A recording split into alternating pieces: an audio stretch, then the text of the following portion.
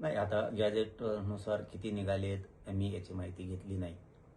परंतु एक मात्र नक्की सांगतो की हळूहळू मराठवाड्यातला सगळा मराठा 1 वर्षाच्या पूर्णचे पूर्ण मराठा समाज हा आरक्षणात जाणार, ओबीसी आरक्षणात, हे मात्र नक्की. 70-80 वर्ष आपल्याला आरक्षण नव्हतंच किंवा मिळू पण दिलं नाही. हळूहळू होईना 58 लाख नोंदी निघाल्या, 2-3 कोटी मराठी त्याच्या आरक्षणात गेलेत. आता सातारा संस्थांचंही जे आर निघणार आहे, मराठवाड्याचा सुद्धा हैदराबाद गॅजेटियरचा जे आर निघाला आहे. त्यामुळे आता टेन्शन मराठा समाजाला राहिलेलं नाही आहे. हळूहळू सगळा मराठा समाज आरक्षणात जाणार आहे. पण आज बैठक लावली गेली राज्यमंत्री मंडळाच्या उपसमितीचे अध्यक्ष विखे पाटील साहेबांनी मराठवाड्यासाठी. ही एखाद्या मराठा बांधवांना माहितीसाठी पण सांगतो की आज मराठवाड्यातले सगळे अधिकारी ऑनलाईन त्या बैठकीसाठी उपस्थित राहण्याचे आदेश उपसमिती मंत्रिमंडळाच्या उपसमितीनं दिलेले आहेत. किती अर्ज मराठा समाजाचे आत्तापर्यंत आलेत या विषयात चर्चा होणार आहे. नोंदी किती सापडल्यात याविषयी चर्चा होणार आहे. म्हणजे शिंदे समितीने सापडलेल्या नोंदी किती आहेत याबद्दल, का सापडल्याच नाहीत, का सापडल्या, का सापडित नाहीत, शिंदे समिती का शोध घेत नाही, यावर सुद्धा आज चर्चा होणार आहे. हैदराबाद गॅजेटियरनुसार किती अर्ज मराठवाड्यात आत्तापर्यंत आलेत याच्यावर चर्चा होणार आहे. जे अर्ज आलेत त्याचे कुणबी प्रमाणपत्र दिले आहेत का आणि कशामुळे अधिकारी देत नाहीत जाणून बुजून, यावर सुद्धा चर्चा होणार आहे. शिंदे समितीने शोधलेल्या नोंदी याच्यावरती प्रमाणपत्र दिलेत का आणि का देत नाहीत जाणून बुजून अधिकारी, यावर सुद्धा आज चर्चा होणार आहे.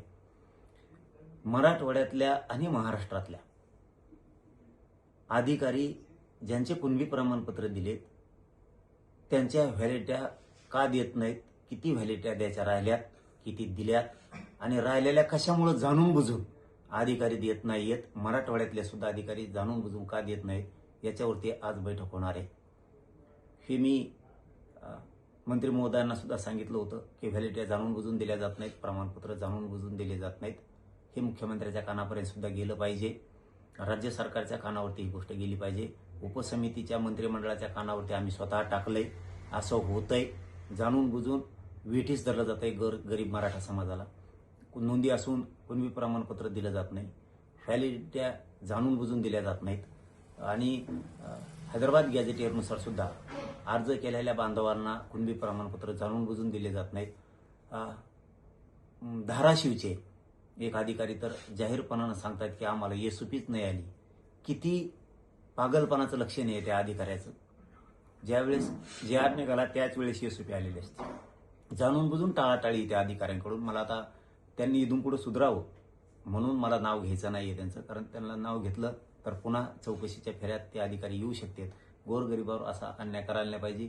प्रत्येक नांदेड असो, लातूर असो, हिंगोली असो, परभणी असो, बीड असो, जालना असो, संभाजीनगर, धाराशिव, इथं जाणून बुजून व्हॅलिडिट्या थांबवल्या जातात, कुणबी प्रमाणपत्र दिले जात नाहीत. आणि हैदराबाद गॅजेटियरनुसार सुद्धा जाणून बुजून शपथपत्र दिलेले असताना, समान आडनाव असताना सुद्धा, आमच्या वंशावळी जुळलेल्या असताना सुद्धा जाणून बुजून दिलं जात नाही. काही कारण सांगायचं आणि त्याच्यात त्रुटी काढायच्या आणि ते बाजूला ठेवायचं. अधिकाऱ्याने एक धडाकाच लावलाय, त्रुटी म्हणायचं फक्त आणि बाजूला ठेवायचं. त्रुटी नाहीत, काय नाहीत. हे जाणून बुजून मराठा समाजाच्या लेकरांचं वाटोळं करतायत. त्याबद्दल आज राज्य मंत्रिमंडळाच्या उपसमितीची ऑनलाईन बैठक होणार आहे. त्याला विखे पाटील साहेब सुद्धा राहणार आहेत आणि मराठवाड्यातले सगळे अधिकारी उपस्थित राहण्याचे त्यांना आदेश केलेले आहेत आणि महाराष्ट्रातले सुद्धा उपस्थित राहण्याचे आदेश केलेले आहेत असं मला त्यांनी सांगितलंय. आणि आम्ही सारथीबद्दलही सांगितलंय की सारथीच्या विद्यार्थ्यांचे तुम्ही शिष्यवृत्ती देत नाहीत. 1,80,000पेक्षा जास्त विद्यार्थी येतं, जाणून बुजून त्यांचा छळ केला जातोय. तिथंही बजेट टाकून त्यांच्या शिष्यवृत्त्या द्या. परदेशातही शिकायला त्यामार्फत गेलेत, ते देत नाहीयेत. त्यांना ते भत्ता दिला जातोय योजनेअंतर्गत, पंजाबराव देशमुख योजनेअंतर्गत, सारथीच्या अंतर्गत, ते पण दिलं जात नाहीये. त्याबद्दलही मी त्यांना सांगितलंय. महामंडळाचे परतावे नाहीयेत, शब्द दिलाय त्यांनी त्याच वेळेस, ज्यावेळेस नरेंद्र पाटील साहेब मला बोलले होते की आपला महामंडळ बंद पाडायला लागलेत, त्याच वेळेस मी सरकारला सांगितलं होतं की महामंडळ बंद पडता कामा नये. सरकारनं त्याच वेळेस शब्द दिला होता की महामंडळ आम्ही बंद पडू देणार नाहीत, त्याची काळजी करू नका. आम्ही त्याच वेळेस नरेंद्र पाटील साहेबाला फोन करून सांगितलं होतं की सरकारनं शब्द दिला, आम्ही महामंडळ बंद पडू देणार नाहीत. आणि पाटील साहेब सुद्धा त्यावरती समाधानी झाले होते, नरेंद्र पाटील साहेब. आणि आम्ही त्यांना हे सांगितलं होतं की तुम्ही परतावे पटापट द्या, LY सुरू करा. आता तेही सुरू करतात म्हणून ते पण सांगितलंय. असे बरेचसे विषयात ते विषय आम्ही त्या उपसमितीला, मंत्रिमंडळाच्या विखे पाटील साहेबाला आणि सरकारला कळवले. उद्या झालं याच्यावरती सविस्तर सगळी माहिती येईल. किती प्रमाणपत्र निघालेत, किती पेंटिंग आहेत, का ठेवलेत, क्वालिट्या का देत नाहीत, याच्यावरती सविस्तर उद्या चर्चा होईल. आणि त्याच्यानंतर मला माहिती मिळाल्यावर आणखीन मीडियाच्या बांधवांना ही मी सगळी माहिती देईल.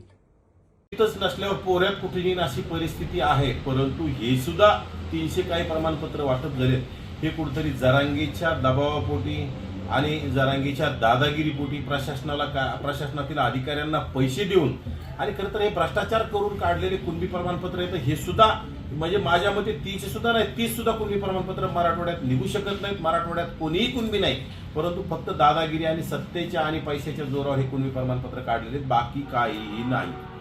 आणि मंत्री विखे यांच्या मार्गदर्शनात आज उपसमितीची ऑनलाईन बैठक होणार आहे. जरांगे यांच्या दबावामुळे होते का? खरं तर मंत्री जातीवादी असणारा राधाकृष्ण विखे हे यांनाच जरांगीच्या दबावापेक्षा यांनाच मराठ्यांना बोगस कुणबी प्रमाणपत्र वाटण्याची जास्त हौस झाली आहे. आणि ओबीसीचं कसं वाटोळं करायचं हे जाणीवपूर्वक विखेंच्या डोक्यात बसलेलं आहे आणि जाणीवपूर्वक विखे ओबीसीचं वाटोळं करण्यासाठी सातत्यानं प्रयत्न करतात. परंतु 2029ला ह्या विखेला आम्ही घरी पाठवण्याशी स्वस्त बसणार नाहीत. ज्या विखेने ओबीसीचं वाटोळं केलं, उपसमितीचे अध्यक्ष झाल्यापासून ओबीसीच्या विरोधात गरळ वाकण्याचं काम, ओबीसीच्या विरोधात निर्णय घेण्याचं काम राधाकृष्ण विखे पाटील करतात.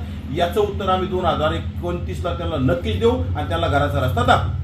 आणि मराठा समाजाला हैदराबाद गॅजेटियरनुसार कुणबी प्रमाणपत्र देण्यात यावं यासाठी जरांगेने आंदोलन केलं.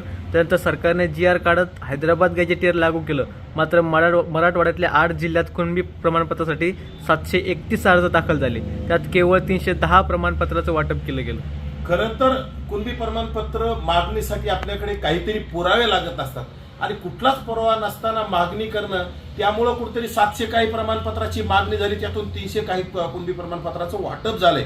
परंतु हे 700 काही सुद्धा चुकीचे आणि कुठेतरी ज्याला जिल्हा परिषद सदस्य व्हायचे, पंचायत समिती सदस्य व्हायचे, नगरसेवक व्हायचे, ह्या लोकांनी पैशाचा पाऊस पाडून अधिकाऱ्यांना पैसे देऊन हे कुठेतरी प्रमाणपत्राची मागणी करायची आणि ते प्रमाणपत्र मंजूर करून घ्यायचे. त्यापैकी 700 काही पैकी 300 काही प्रमाणपत्र मंजूर करून घेतलेत. येणाऱ्या काळात ते सुद्धा कसे अवैध ठरवता येतील याकडे आमचं लक्ष असेल आणि जाणीवपूर्वक आम्ही विशेष कोणाकोणाची निघली त्याच्याकडे लक्ष देणार आहोत आणि येणाऱ्या काळात जे बोगस आहेत यांना घराचा रस्ता दाखवणार आहोत.